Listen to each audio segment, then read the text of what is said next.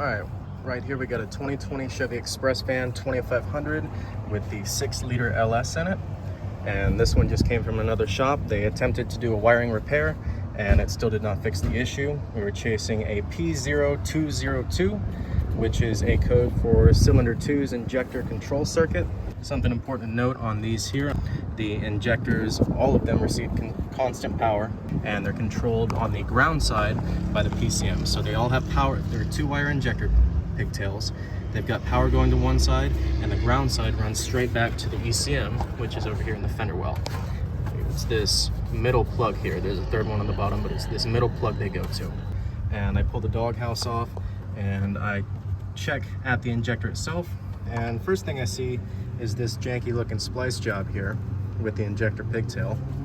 And I see 2 butt connectors, possibly with some heat shrink over top.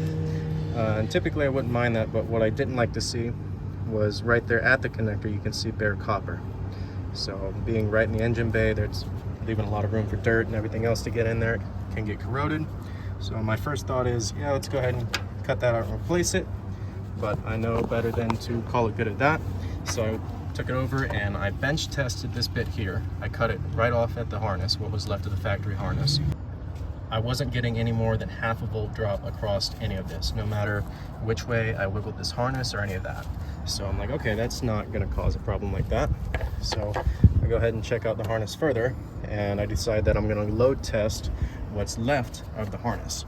So I go ahead and pop that connector off the PCM.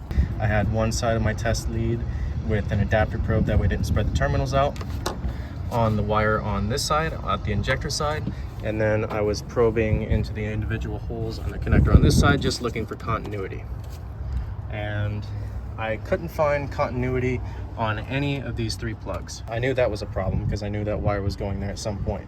So I started looking at the wire color. It was injector 2, green with a black stripe.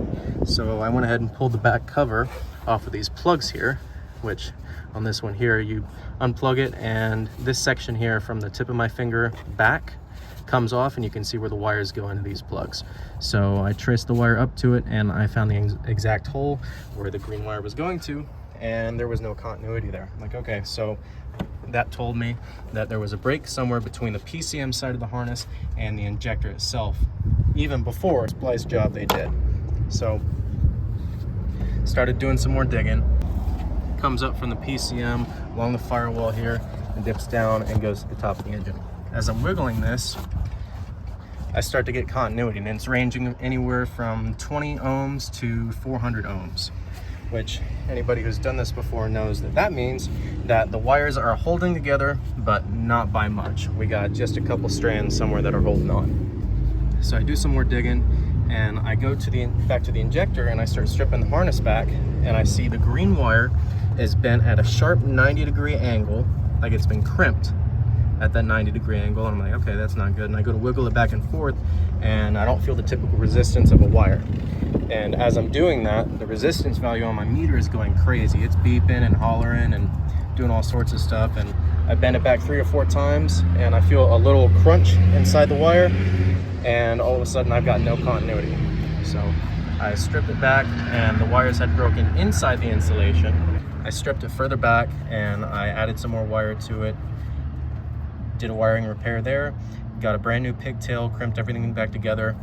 And then while I was at it over here on that green wire, I had found where somebody had probed through the insulation to test for continuity. Where they probed into it was underneath the plastic of that connector.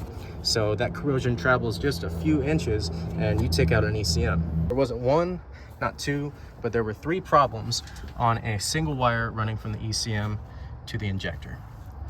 Went ahead and repaired that and ran the truck. Code never came back.